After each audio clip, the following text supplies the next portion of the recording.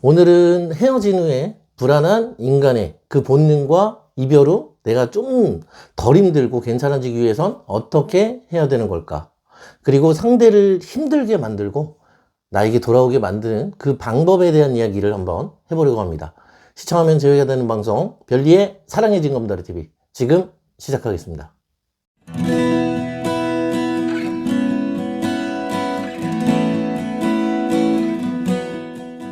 여러분이 상대와 헤어진 이유는 도대체 뭘까요? 왜 헤어지게 된 걸까요? 제가 여러분들께 이 질문을 하는 건 다 이유가 있는 겁니다. 여러분은 왜 상대에게 버려지게 된 걸까?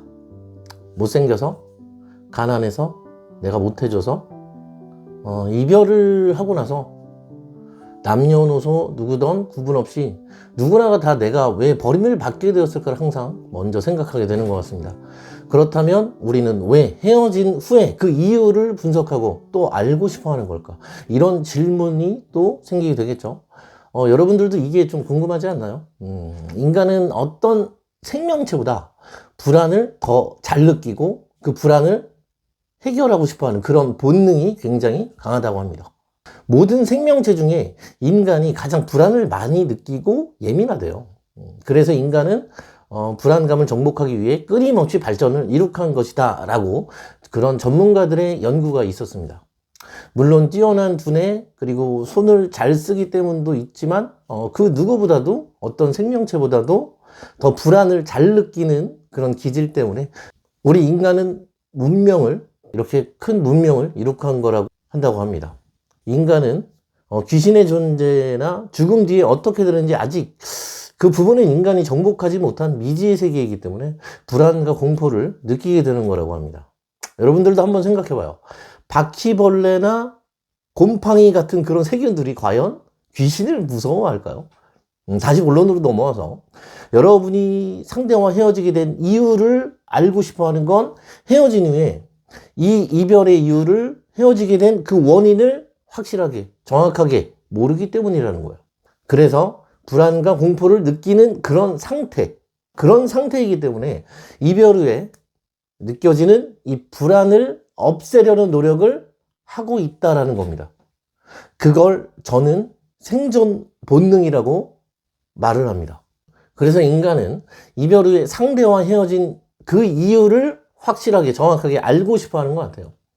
그래서 누가 가르쳐 주지 않아도 교육받지 않아도 이별 후에 차인 사람들은 내가 왜 차인 건지 그 이유가 무엇인지 알고 싶어 하는 겁니다. 그렇다라는 건 이별의 이유를 확실하게 알고 나면 이별의 고통과 불안감이 좋아지지 않을까요? 실제로 상담을 이렇게 내담자분과 진행할 때 보면 이별의 이유를 확실하게 분석하고 그리고 그 이별의 이유를 내담자가 이해하고 확실하게 납득하고 그리고 나면 신기하게도 저 이제 재회 안 해도 될 것 같아요. 이렇게 얘기를 하시거나 또는 이제 마음이 편해졌고 멘탈이 확실히 잡혔다 라고 이렇게 얘기하시는 분들이 거의 대다수입니다. 그래서 인간은 모르는 거에 대한 불안, 그 미지의 세계에 대한 불안감, 그래서 여러분들은 이 이별의 이유를 꼭 알아야 되는 겁니다. 그래야 상대와 연락을 하게 되고 접점이 생기거나 소통을 하게 됐을 때, 컨택했을 때, 또는 상대에게 연락이 왔을 때 실수하지 않고 돌발 상황을 만들지 않고 계획한 대로, 준비한 대로 잘할 수 있는 겁니다. 그리고 반대로 이 불안감을 상대에게도 적용시킬 수도 있다는 거겠죠. 여러분들의 감정을 상대가 어떤 마음인지 모른다면 상대도 불안을 느끼게 되는 겁니다. 그래서 상대도 자신의 불안을 없애기 위한 노력, 그 에너지가 나오게 되거든요. 그걸 저는 열정이라고 부릅니다. 상대에게 여러분들이 힘들어하거나 잊지 못해서 슬퍼한다는 사실을 절대 들키면 안 되는 겁니다. 이별의 아픔을 느껴야지만, 절망감을 느껴야지만 재회가 되는 거예요. 상대가 여러분들에게 불안감을 느끼고 미지의 세계의 공포, 그 유기의 불안을 느끼게 만들어야 되는 거예요. 그리고 사람에 따라서 완전히 끝났구나 라고 느끼는 그 시기는 다 다릅니다. 남자다 여자다 딱 이렇게 생각하면 오류가 굉장히 많다라는 그런 얘기예요. 남자 여자로 공백기를 정하시는 것도 안 되는 겁니다. 위험합니다. 예를 들어서 서로 사귄 기간이 짧아. 서로 애착이 안 돼 있어. 이런 경우라면 상대를 잡아주는 게 좋은 겁니다. 애착이 충분히 되어 있었다면 잡지 않고 기다리는 게 여러분들의 재회 확률을 높이는 가장 좋은 방법이에요. 자, 이렇게 잡지 마라. 무조건 잡아야 된다. 한 달 이내로 여자는 잡아야 돼. 연락 올 때까지 무조건 참아라. 여러분들께서는 이제 더 이상 이 부분으로 혼란을 겪지 말고 이제는 앞으로 상황이나 상대의 기질, 만난 기간, 애착의 강도에 따라서 공백기 기간을 정하는 그 기준을 정하셔야 되는 거고요. 그리고 잡아야 되는 건지 잡지 않고 기다리면 되는 건지 이걸 정확하게 알기 위해서는 상대와 나와의 그 애착의 강도를 보면 거기에 답이 다 나와 있거든요. 예를 들어 하나 설명을 드리자면 애착이 잘 안 되어 있는데 만난 기간도 짧다? 이런 경우는 상대에게 열정이 아직 남아있겠죠. 만난 기간이 짧기 때문에 이런 경우는 아직 열정이 남아있는 경우가 많아요. 근데 열정이 있다고 하더라도 서로 간의 성격 문제나 상황적 이유, 상대의 스트레스가 이 열정보다 더 커져버리면서 이 스트레스를 이겨내지 못하고 결국 헤어졌을 가능성이 굉장히 높거든요. 그래서 이 경우는 한 달 이내에 재회를 시도해서 잡으면 잘 잡힙니다.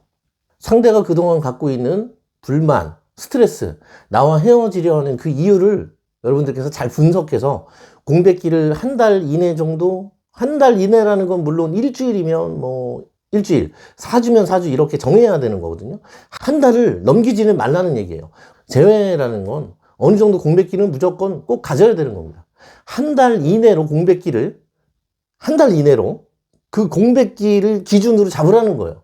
공백기 기준을 정하고 났다면 다음에 상대가 느끼고 있는 그 문제, 스트레스가 무엇인지 잘 분석해서 공백기 후에 상대에게 연락해서 잘 설득해보세요. 협상을 잘하면 저희가 진짜 잘 됩니다. 근데 이런 경우가 있을 수도 있거든요. 잡았는데 상대가 밀어내는 이런 경우. 이럴 땐 여러분들 상처받지 마세요. 상처받지 말고 그때는 여러분들 한 발 빼시고 그리고 나서 다시 접근해서 설득하면 되는 거니까 뭐 될 때까지 하면 되는 거니까 한 번 거절당했다고 하더라도 포기하지 마시고 2번, 3번 계속해서 찍으세요. 계속 찍으면 이런 경우 결국 넘어가게 됩니다. 그리고 여러분들 테스트하는 그런 경우도 있기 때문에 한 번 거절당했다고 포기하지 말고 다음에 다시 잡으면 되는 거예요. 알겠죠? 그리고 잡지 않아야 하는 경우, 이런 경우는 여러분들께서 충분히 헌신하고 애착이 잘 되어 있는 그런 경우, 상대가 대체자를 구하기 어려운 상황이 있거나 단순히 뭐 권태만 있었던 경우, 이런 경우인데 이땐 절대 여러분들 상대한테 연락하지 마세요. 카톡 푸사나 인스타로 한 달 정도 이렇게 지나고 나서 상대방 배고파질 때쯤에 이쁘고 멋지고 잘 나온 사진 강도를 높여가면서 사진을 작업하면 한 6개월 정도 되면 그 안쪽으로 여러분에게 상대가 연락이 올 겁니다.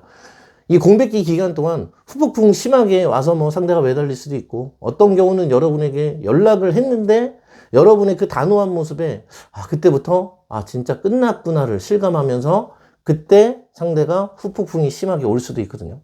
아무튼 오래 만났고 애착이 잘 되어 있는 이런 경우, 이 경우는 무조건 잡지 마세요. 웬만하면 기다리세요. 잘 됩니다. 진짜 잘 될 겁니다. 알겠죠?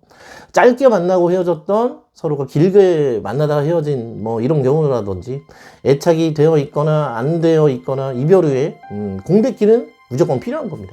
열정이 조금 회복되고 스트레스가 줄어드는 그 상황을 만들기 위해선 공백기 기간이 굉장히 중요한 거예요. 여러분들의 감정을 상대가 몰라야, 그래야 불안해지는 거고, 또 불안해야 열정이 커지는 겁니다. 열정이 커지면 스트레스도 이겨내는 힘이 생기는 거예요. 어느 정도 열정을 회복시키고 재회를 시도를 해야 된다. 여러분들께서 꼭 명심했으면 좋겠습니다. 그리고 마지막으로, 여러분 건강한 사람은 상대가 나를 생각하는지 나를 어떻게 바라볼지를 전혀 신경 쓰지 않아요. 나를 돌봐주길 바라지 않습니다. 건강한 사람은 상대를 바라볼 때 내가 무엇을 해줄 수 있을까? 상대가 지금 필요한 게 무엇일까? 이렇게 상대의 그 결핍된 곳을 바라봐 줍니다. 나를 바라봐 주길 바라기보다 상대를 바라봅니다. 내 불안을, 내 결핍만을 생각하고 여러분들의 그 마음 안에 있는 그 분노와 그 원한을 비워내셔야 됩니다. 분노의 마음, 불안의 마음 이제 버리고 상대를 바라봐 주세요. 나를 바라봐 주길 바라기보단 이제 상대를 바라봐 주세요. 그동안 서운해하고 원망하고 여러분들의 그 결핍됐던 그 마음, 그 마음의 병, 여러분들의 그 마음의 병을 이제 벗어 던지셔야 됩니다. 알겠죠? 배고픈 사람은 내 배를 채우기 위해서 상대의 배고픔을 모르는 거예요. 내 고통으로, 내 불안으로, 내 안에, 내 생각으로 가득 차 있으면 상대가 안 보이는 겁니다. 안 느껴지는 거예요. 그렇기 때문에 여러분은 건강해져야, 이 마음이 건강해져야 다시 만날 준비가 되는 겁니다. 여러분들의 지금 이 마음의 병이 계속 그대로라면 결국 재회가 된다 하더라도 다시 또 헤어지게 되는 그런 결과가 일어날 수 있어요. 그리고 상대를 너무 바라만 주고 헌신하고 너무 잘해준 사람들, 이런 분들께서는 제가 영상에서 늘 얘기하듯 잡지 마세요. 좀 나빠지세요. 잘하려고 하지 마세요. 불안감을 주세요. 상처를 주세요. 이렇게 제가 늘 얘기를 하거든요.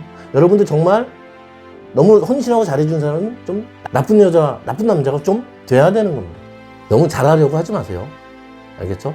그리고 이제는 이 방송을 보셨다면 이 공백기 동안 여러분들 더 이뻐지고 더 성숙해지고 건강해지는 그런 시간이 되었으면 좋겠습니다. 그래야 공백기가 지난 후에 상대와의 접점의 기회가 왔을 때 그때 잘할 수 있는 거고, 그리고 앞으로는 상대와의 진정한 사랑을 할 수 있는 사람이 될 수 있는 겁니다. 헌신하신 분들은 헌신을 멈추시고 결핍이 심했던 분들은 이제 상대를 바라봐 주세요. 지금까지 사랑의 징검다리 TV의 벨리였습니다.